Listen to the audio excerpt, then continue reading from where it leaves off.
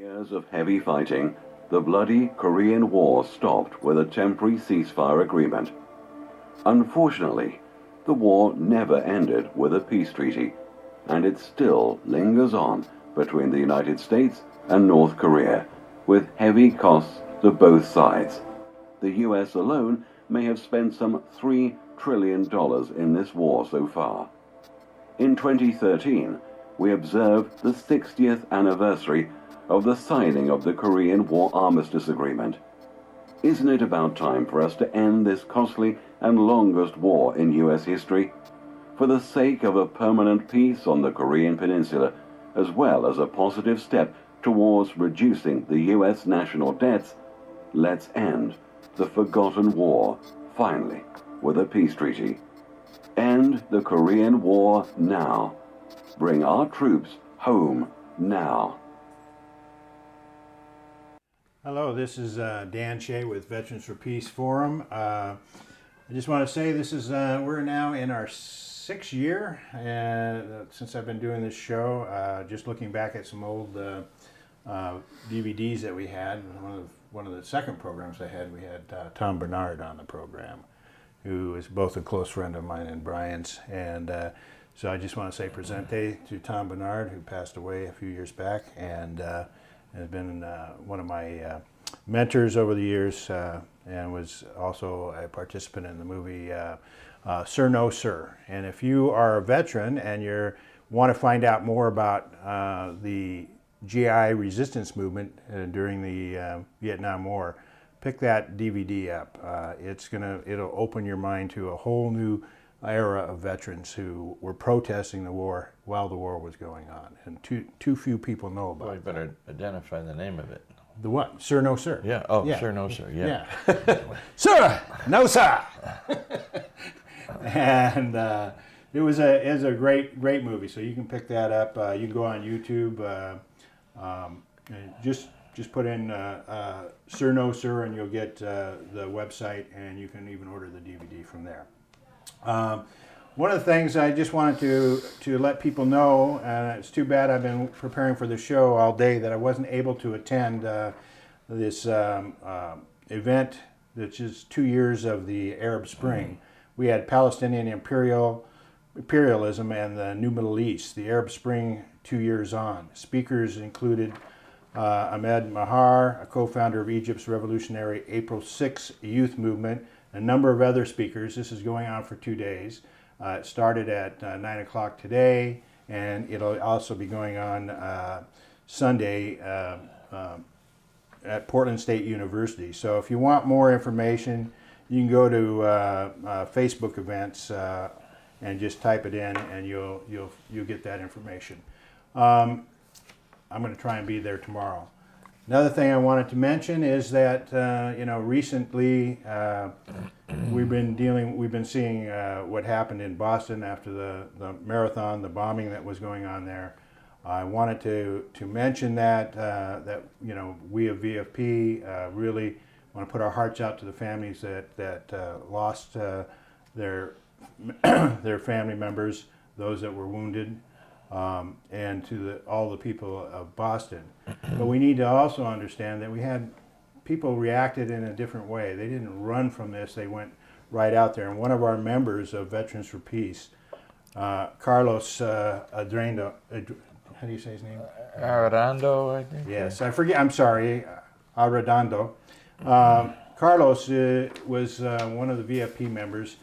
He is an extraordinary man who I got to know a few years back when he had a son who was in Iraq who died, and when the military came to his door to tell him about the death of his son, he lost it and went to his car, poured gasoline over himself, and set himself on fire.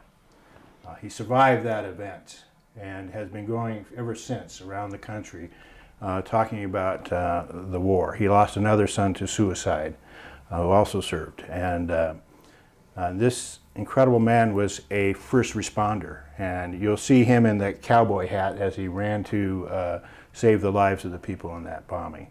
So to Carlos, we want to thank you for being there and for speaking out against war and violence in this world.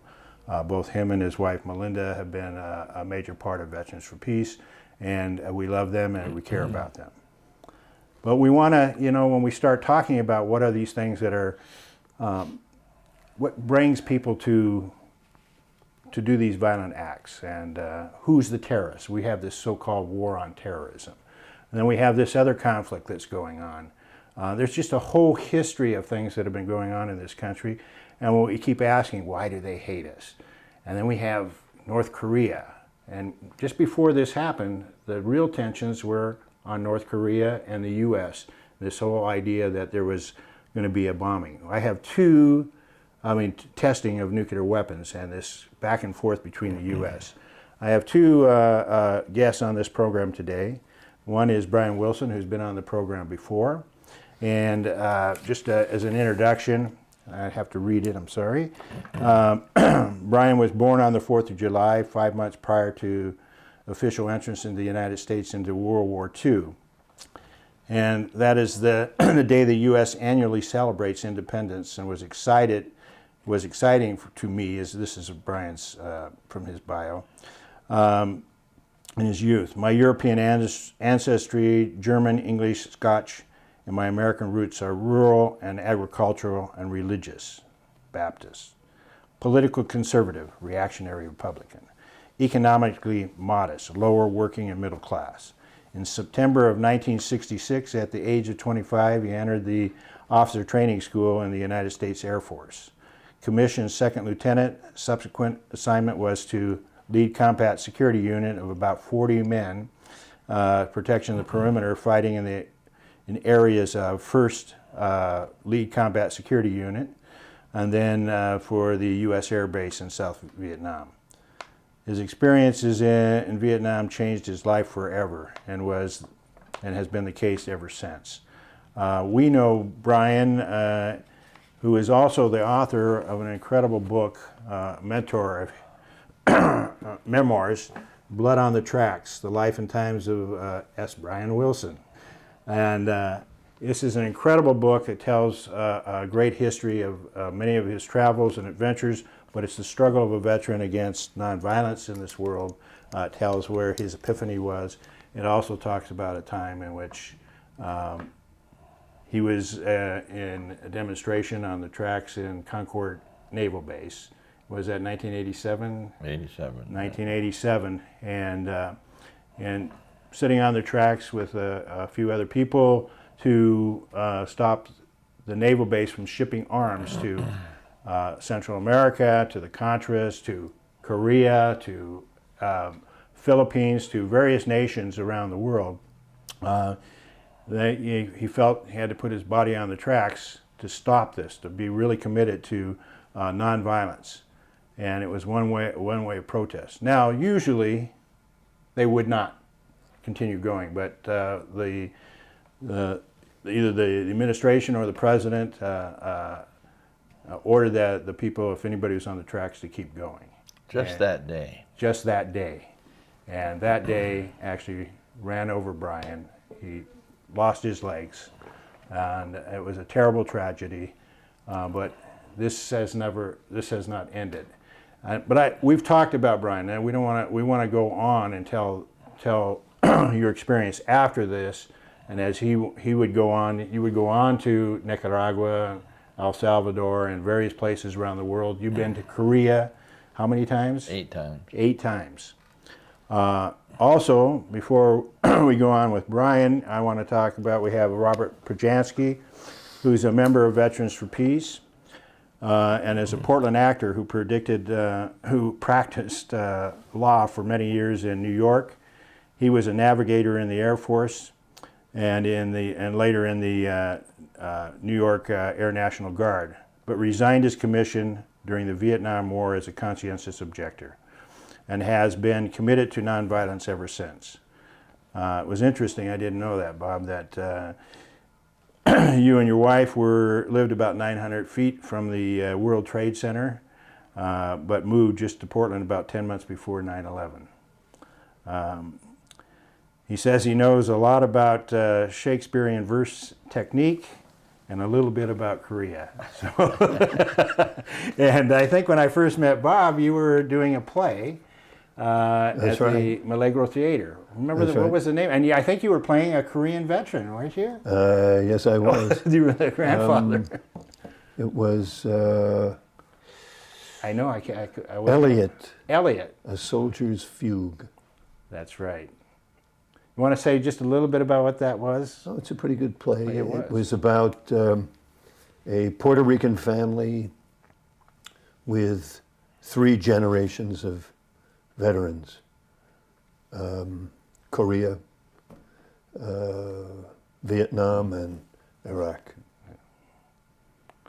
And there was a flute that you had that yeah. was carried down and passed down from family. Yes, I had to fake playing the flute. It was a wonderful play, and I was invited to come there with Veterans for Peace and other veterans to talk about the war and our feelings about war with the actors after the play. And it engaged a number of conversations, and we met, and that's how you got involved in the local VFP here.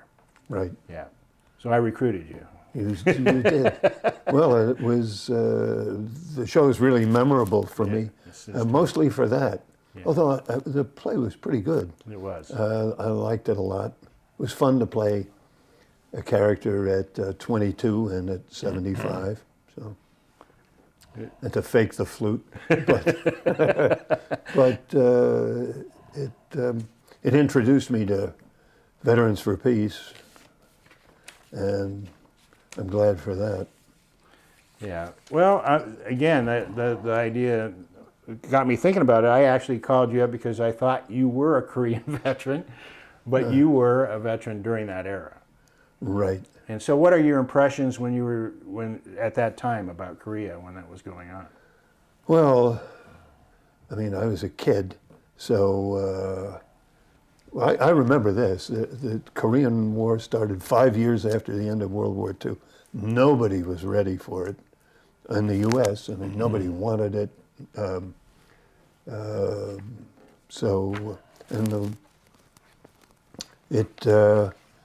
It didn't scoop up everybody quite like the Vietnam War did. And a lot of people, I think, tried to ignore it. It was like a nuisance, made people angry. I remember people were fed this basic baloney that it was the Reds, the North Korea, which was seen at the time as simply the tools of the Soviet Union against the democratic, freely elected government of South Korea, which was also baloney, since they were it was more like Franco's Spain than it was like any democracy. Syngman Rhee was a tyrant. There was no free speech in South Korea. The tension back and forth between South and North was, there were people in the South who were very sympathetic to the North and vice versa. Both sides were very concerned about security. Security issues always means a tendency to repression, and there was plenty of that. We knew none of that at the time. Mm-hmm. We were, once again, we were the good guys, they were the bad guys, period. Well, I was telling Brian and Robert here, or Bob, you want me to call you Bob? Sure. Bob, that I don't know very much about Korea, and as many people here in the U.S. don't know that much about it, and just coming up with these various tensions that were going on here recently. And I just want to read something from The Guardian. It's just a brief little statement. It says, this nuclear standoff is the title of it. It's the U.S. that is the rogue state. This is by Jonathan Steele. By coincidence, 2 clashes over nuclear issues are hitting the headlines, and this is April 9th, just this month. Two clashes over nuclear issues are hitting the headlines together. North Korea and Iran have both had sanctions imposed by foreign governments, and when they refuse to behave properly, those naughty boys, they are submitted to isolation and put in the corner until they are ready to say sorry and change their conduct. If not, corporal punishment will be administered, since they have been given fair warning by the enforcers that all options are on the table. It's a bizarre way to run international relations, one we continue to follow at our peril, for one thing. It is riddled with hypocrisy, and now just because the United States that have hundreds of nuclear weapons are bullying states that have a few or none, the hypocrisy is worse than that. If it is offensive for North Korea to talk of launching a nuclear strike at the United States, a threat that is empty because the country has no system to deliver a few nuclear weapons that it has, how is it less offensive for the U.S. to warn Iran that it will be bombed if it fails to stop its nuclear research? A lot of the recent propaganda that's been going on, there was actually talk that North Korea does have a method of delivery that could reach the United States, and this put a lot of balances, a lot more threat in the rhetoric that seemed to go on year after year after year. Brian, you know about our comrades that had just went to Jeju Island and been in close contact, but I think you're better versed in talking about that. You want to tell what happened there and how the U.S. has been building a military bases on South Korea and around the whole Pacific Rim? Well, I feel like I have to lay out a little bit larger context before I get to Jeju. Good. I didn't know anything about anything, of course, when I was growing up, because I grew up in the United States. And even at 25, when I went in the military, I didn't know anything. I was in graduate school. I didn't know anything. But after Vietnam, where I was in '69, I knew pretty much everything I had been told was a lie. From our origins as a nation to all the wonderful things I was told about my country. So my studious life began after Vietnam, right. Even though I already had a master's degree and a law degree. I was ashamed that I didn't know anything, that I was so dumbed down. So all through the 70s and 80s, I'm reading history. I'm reading history because I knew I didn't know context. And then in the 80s, I read this book by I.F. Stone called The Hidden History of the Korean War, which was written in 1951 or 2, published by Monthly Review Press. And I thought, wow, that's what happened in Vietnam, the same dynamic. So I happened to be in situations where I was meeting Koreans in demonstrations in the United States against Reagan's policies in Central America. Right. And they were saying to me, do you know anything about Korea? And I said, well, just what I read in I.F. Stone's book. I knew that there was something rotten about that whole war, about how it was described to us. And they said, you want to start going to Korea? I said, maybe. So I started going to Korea with these Koreans who were living in the United States. And so I rapidly learned that the same things that had happened in Vietnam had happened 10 years earlier in Korea. All in the Cold War rhetoric and Cold War fear-based politics. And I found out that the United States actually, after Japan was surrendered in 1945, they had occupied Korea pretty much for 40 years, and the Koreans hated the Japanese.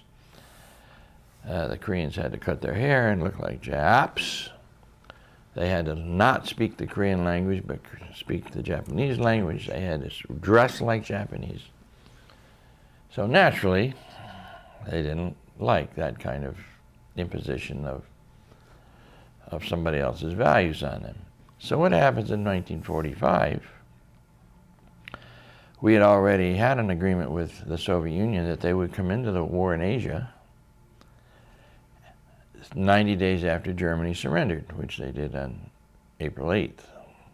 So on August 8th, the Soviet Union came into Asia, and they came down from Manchuria into Korea. And President Truman at the time, Roosevelt had died, designated his two colonels, Colonel Bonesteel and Colonel Dean Rusk, get a map. We got to draw a line on this peninsula. An arbitrary line. Because Korean is a monoculture. Right. 5,000 years, no minorities. So they drew the line at the roughly at the 17th parallel. 38th. So, 38th parallel. Yeah, I get. As the I'm other sorry, I get Vietnam and Korea. 38th parallel, and this was on August 10th or 11th. We'd already dropped 2 bombs on Japan, atomic bombs. Right. I think it was August 11th when this line was drawn, and apparently Truman had communicated with Stalin, and Stalin assented to that. That's right. Yeah. And so there, the Soviet troops were north of the line, which was approximately half of the country north. And in September, U.S. troops came into South Korea, but the Japanese troops were all surrendering at that time. And as you may know, on September 2nd, 1945, Ho Chi Minh had announced the Vietnamese independence from the French. On September 6th, the Koreans announced their independence from Japan. They were already organizing a new society. Little did they know that this line had been drawn. And on September 8th, the U.S. troops landed in Imjeon, or whatever that port is, I forgot, over there by east of Seoul, west of Seoul, and set up a United States Army military government to rule. And that was because Rusk and the other guy had done this without consulting any Koreans. Well, Truman had, of course, ordered it. But no, the Koreans were not consulted at all. In fact, they were offended. They immediately began resisting. And remember, in their minds, there's no such thing as North and South. But there were 2 different leaders. There was... Not as of August 1945. Okay. In September 1945, we brought Syngman Rhee, Right. a Methodist who'd been in the United States 40 years, to Korea to be our man. Our puppet. Yeah. Puppet. Just like we had brought Diem, a Catholic, to Vietnam 10 years later, 54, to be our leader there, a Catholic in a Buddhist society. And in Korea, the Shintos, Confucian, Buddhists, but certainly not Methodist. And Rhee immediately started establishing, with U.S. support and troops over there, a very repressive government that was putting down any kind of dissent. Right. Like the Shah. Yes, like the Shah in Iran. So that's just the context. And there was a massacre in Jeju Island in '48 of anywhere from 30 to 60,000 of the 300,000 people that lived on Jeju Island, which is a South Korean island, 70 miles off the southern coast. 30 to 60,000 were massacred by right-wing Koreans working for the United States, who were providing the air support and giving them intelligence from reconnaissance photos where the so-called communist guerrillas were. which is what we called them, of course. And they were Koreans who simply didn't want Syngman Rhee as their leader or the United States be present in their country. They didn't want anybody, any outsiders there. They didn't want to be colonized. So, so then, by the repression was so bad that by 49 and 50 there was a lot of guerrilla war going on, armed guerrillas. Right. And Syngman Rhee was saying, we're going to take the North by force if we have to, even if the United States doesn't want us to, because the United States didn't really like Syngman Rhee particularly well, even though we supported him because we created him. And the North was saying, you're not going to invade our territory, which is because we want to be reunited with the South, our families in the South. 10 million families divided by that, by that DMZ.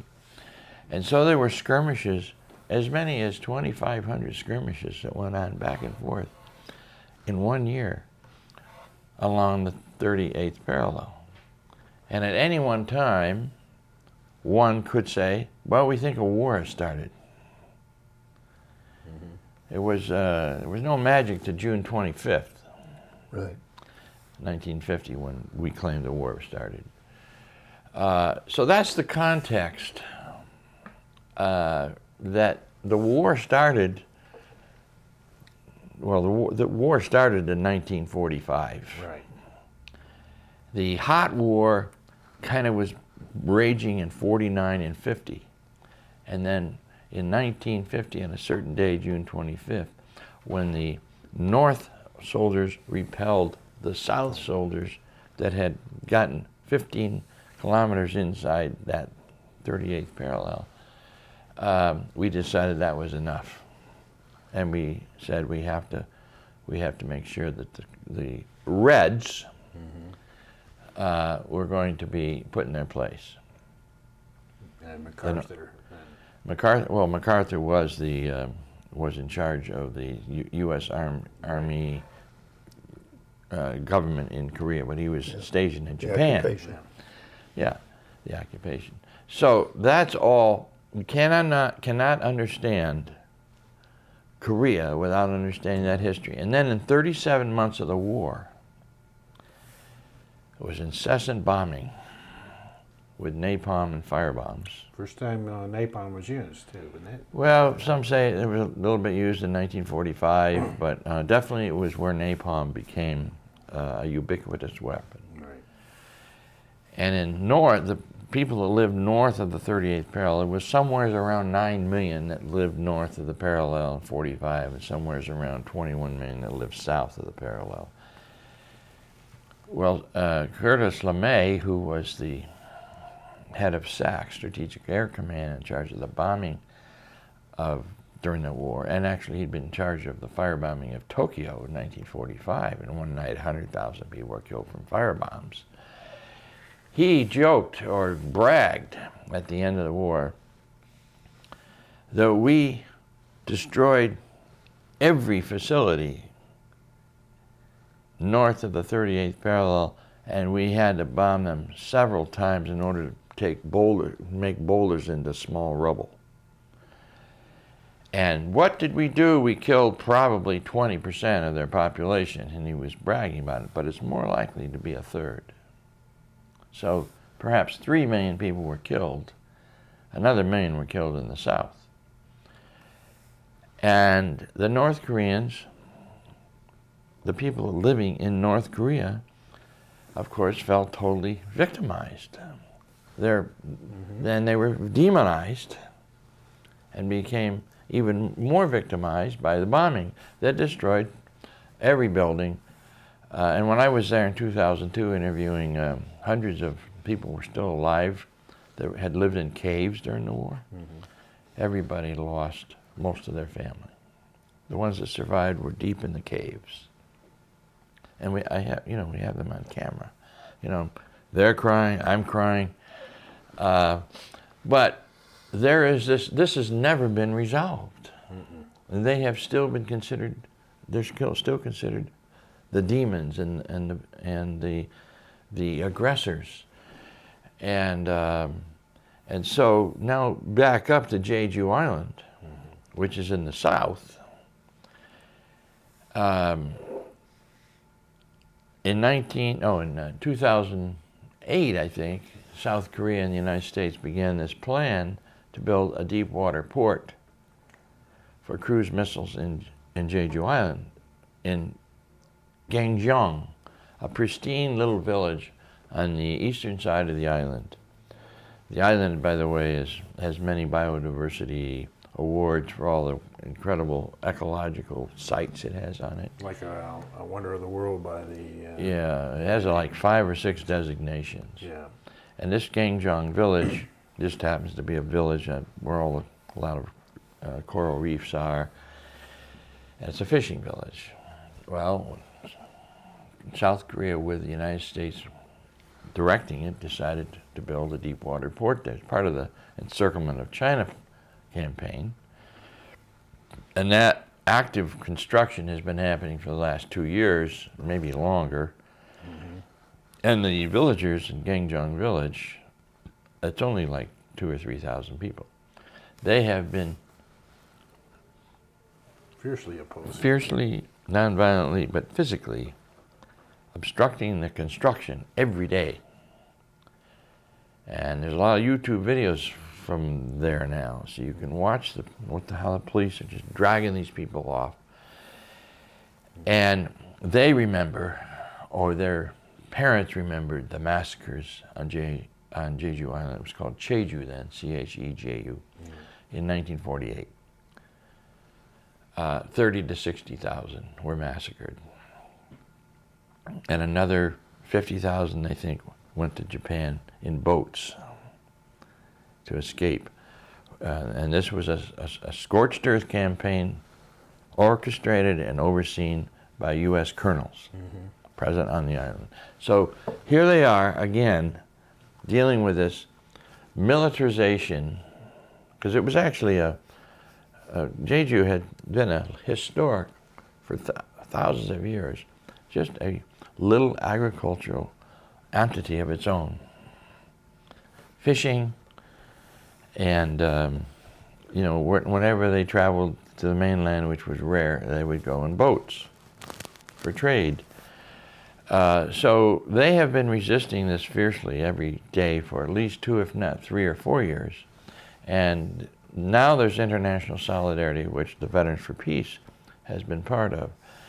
And our organization, Veterans for Peace, did send 3 people there in, was it March of last year? Right. I think it was. 2011. They were invited to come. They were invited to come. 1 was from Portland, and 2 were from New York State.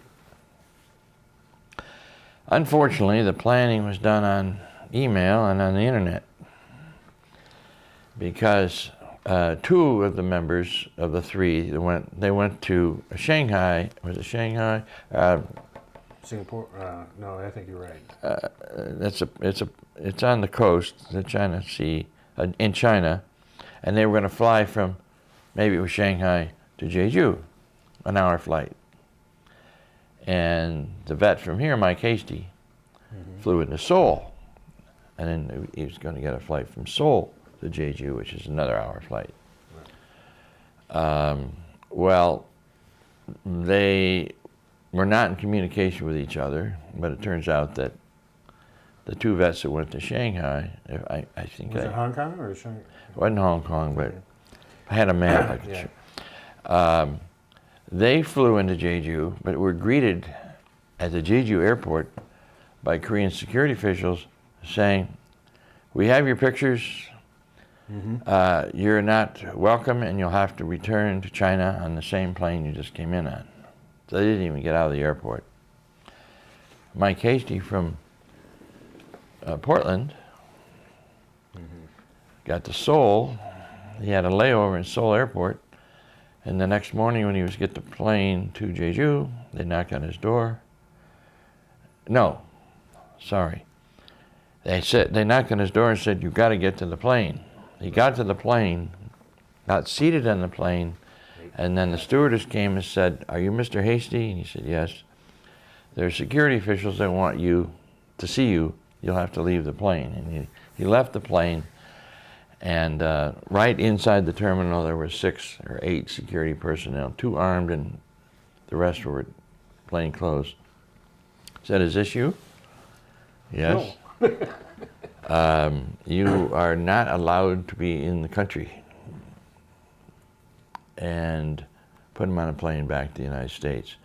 Now, other vets have gone, but not organized on the internet. We had one from Bellingham. One from Bellingham, and Bruce Gagnon from Maine, and there's another guy that's doing a documentary on Jeju. He's also from Maine. What's his name? I don't remember that. At any rate, so the people in Jeju, I mean, they do represent an incredible example of fierce nonviolent resistance, because they do not relent.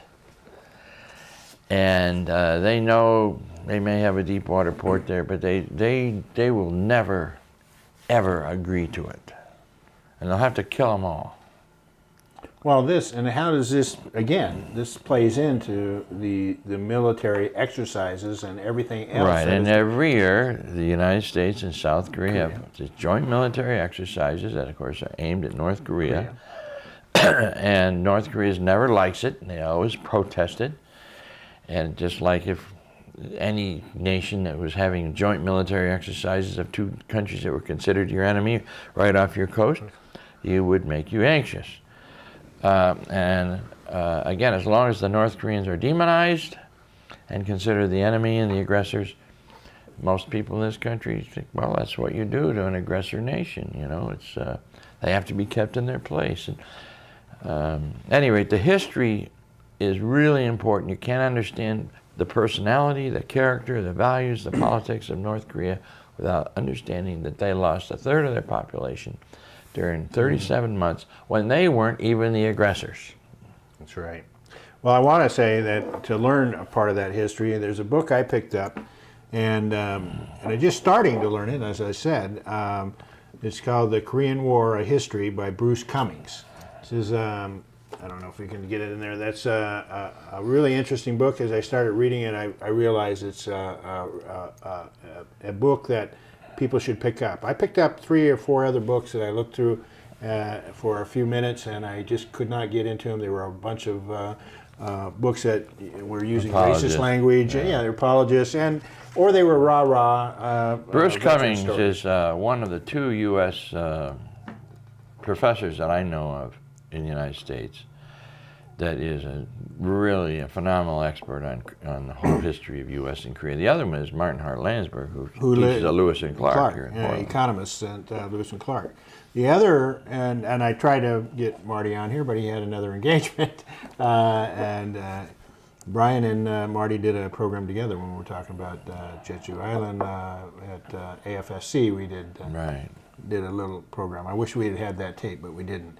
Here's another book by John Pfeffer, North Korea, South Korea, U.S. Policy at a Time of Crisis.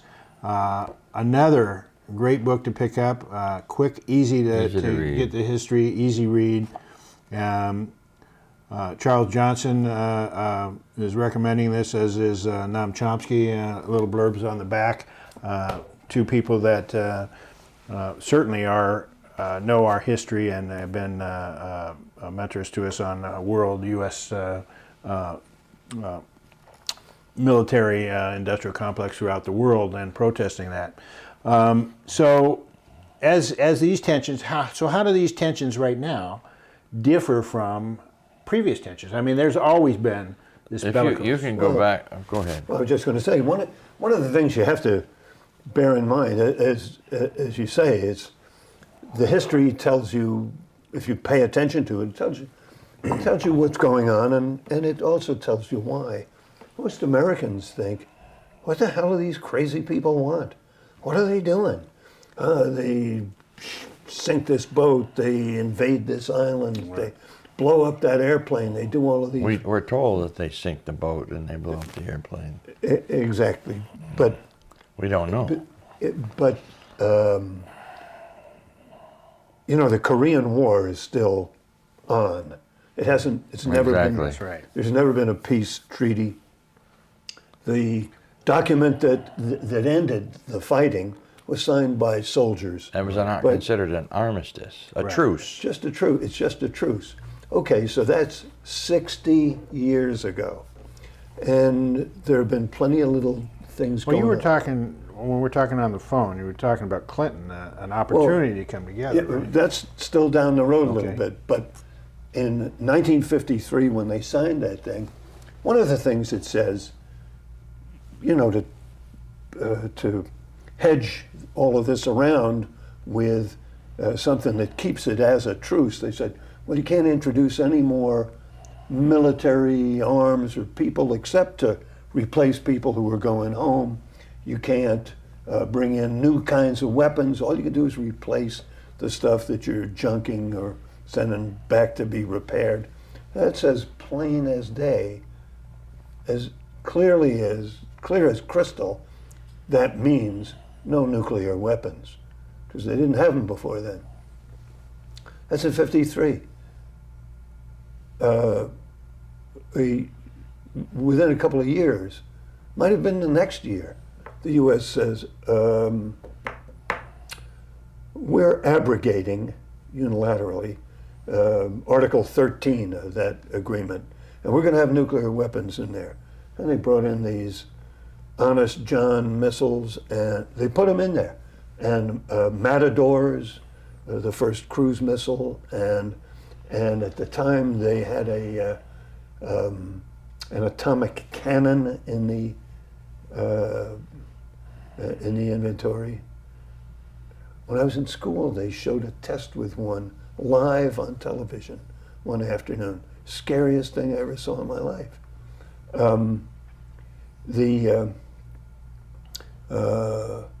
They just unilaterally did that. Well, the Koreans, not being altogether stupid, they moved all their military up as close to South Korea as they could. So, you know, bomb us, shoot us, you're going to be right. We're going to be right in your sharing a coat with you, Yeah. and you're going to be bombing yourselves. Right. So, okay, that was an immense provocation. There were incidents of all kinds along this DMZ. DMZ. Yeah. And when Bill Clinton got elected, he had the idea that he would take on the Korean problem, and in fact did a fantastically good job. They made a deal. It's not a treaty. It's not an armistice. It's something called an agreed framework. It didn't give anybody any legal rights because it wasn't a treaty, it wasn't the law, it wasn't ratified by Congress. And it said basically, it spoke to what North Korea wants. Mm-hmm. What do they want? What are they doing? Well, what they actually want to do is gobble up the entire world and put it under their dominion. No. What do they want? They want ordinary, everyday trade, tourism, commerce, ordinary relations, as if the war were over.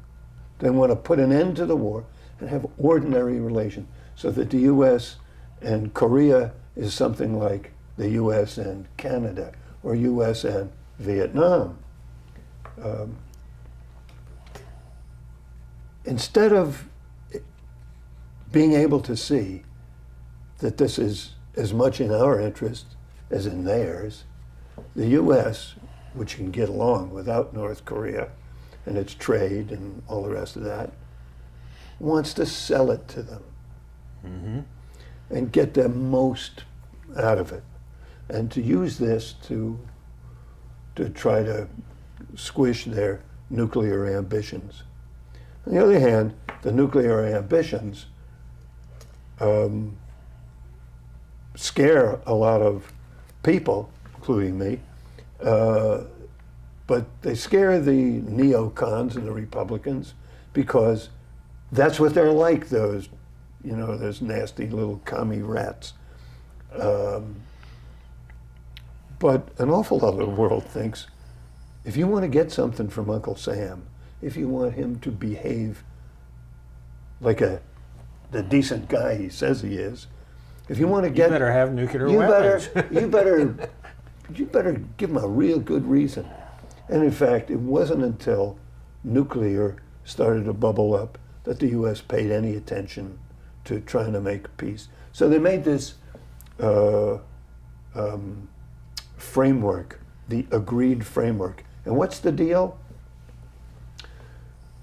Korea had a nuclear power plant in the work that was going, and from which they could scrape up some plutonium for bombs. Doesn't have any other use.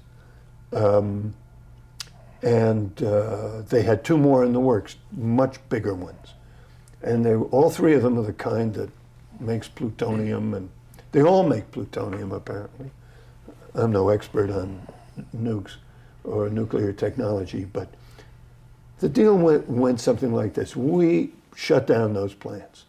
We will help you build two more plants of a different kind that are way bigger, give you way more electricity, replace your 5, 20, and 50 megawatt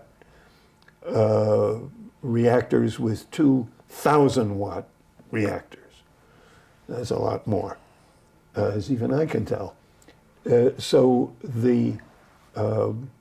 the Koreans actually did stop that one and put a hold on the building of the other two, which they've never brought back online. They've never attempted to finish them. Restart it, yeah. Okay, good. They formed a commission between the U.S. and North Korea to get these new reactors built. They dragged their feet on that. And and also they were going to give Korea, because they're going to be without this power, they were going to get 500,000 tons of petroleum, heavy oil, per year. They never gave them that much. They never gave them more than, I think, about 200 in a year. And they dragged their feet and dragged their feet and dragged their feet on getting the plants going. And a main point of the whole thing, and of course, the real backbone for the Koreans was they'd make an attempt to normalize relations. They would do their best. They would work toward. I mean, nothing like, by 6 months from now we'll have postal agreements. We'll have They didn't work anything out. It was just all mushy. Okay, the next thing you know, the Republicans and Newt Gingrich take over the Congress, and that was basically the end in terms of any congressional cooperation that Clinton might get. And then that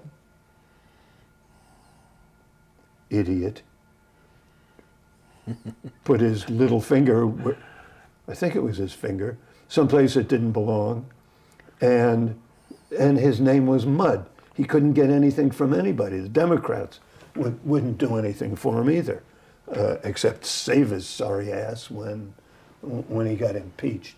But that was just a fizzle. But that agreement, the agreed framework, was still out there. In comes Bush, the usurper, and of course the Republicans had no love for this thing, because you'll remember Cheney said, "We don't negotiate with evil, we defeat evil." And so they didn't like this thing at all. It was appeasement. Something you could do, something you could just say without thinking. Mm-hmm. Nobody thinks about, what does it mean when the world's fourth largest army becomes nuclear armed? What's it mean when the country with the biggest maybe not, the country that has the most submarines in all the world, what happens when they get nukes? What happens in a country cheek by jowl with South Korea, a country that's important to the U.S. for a lot of reasons, tucked in there with China, and the Russians want to build a rail line into South Korea through North Korea to deliver natural gas. They figure it's worth billions to the Russians, and the fees, just for the rent or transit fees or whatever, to the North Korea would be more than $100 million a year. But all of this makes them nervous. Korea is the kind of country that basically doesn't take any crap from anybody. They're not shy about these affronts, and they figure it's the only way to be.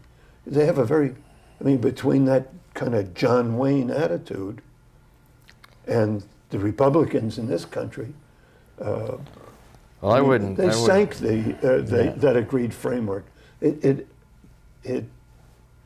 Diplomatically, peace in the Korean Peninsula is really easy, theoretically. Right. The United States agrees to a peace treaty. They announced the cessation of joint military exercises with South Korea. They announced the removal of any nuclear weapons or delivery capabilities, of which they may not have any on the Korean soil now, but they have them on ships all in the seas around. So if they would just say, we really do want a peace treaty. And a promise not to attack with nuclear weapons. Well, that's part of the peace treaty. Yeah. And we're stopping all these joint exercises, and we're getting rid of nukes in this part of the world. I mean, of course, the United States isn't going to do it, but let's be honest. That's what is required to have peace. Very reasonable. The United States is not reasonable. The people in cheap. the people in the U.S. we understand that in a lot of different cases around the world. But what is it? Why is it? How do you tell people in the mainstream? What is it that the United States wants really out of Korea? Why do they even have to be there? Why can't they solve their own problems? Because they're there, and war making makes a lot of money. South Korea is more capitalist than the United States in many ways. I mean, when you go to South Korea, I know, it's like a future world. it's like, wow, I almost want to go back to the United States. It's one of the few countries where I actually think I want to go back to the United States. I don't usually feel that way in other countries. But so anytime we can continually create hostile, tense areas, it's great for the economy, because the economy is built on military war making, and you have to have constant threats to justify the war making, and you have to justify people. But is it really profitable? I mean, it's profitable to them, but for the entire society and the world, it is not. Of course, it's not. It's totally. Yeah. It's like a sucking sound. It just sucks money from human cultures and human societies into this gated community, but we pay taxes, and we buy their corporate goods.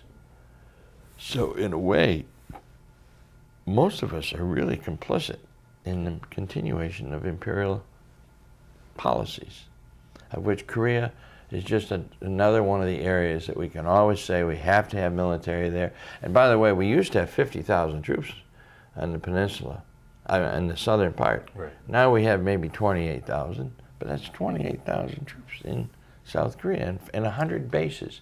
We've had more than 100 bases in South Korea. We've had 2 Asian bombing ranges in South Korea where we practice bomb all the time.